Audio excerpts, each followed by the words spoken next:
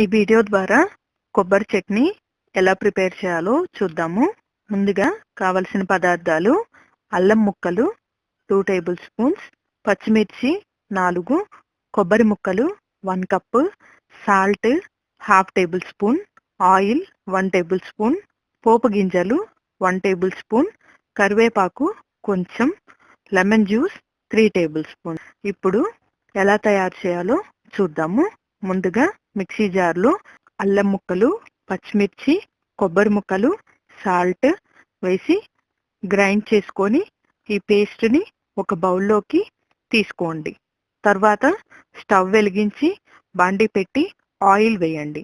Oil heat అయిన తర్వాత పోపు గింజలు వేసి ఫ్రై అయిన తర్వాత కరివేపాకు వేసి ఈ పోపును ముందు ప్రిపేర్ చేసుకున్న పేస్ట్లో వేసి బాగా కలపండి.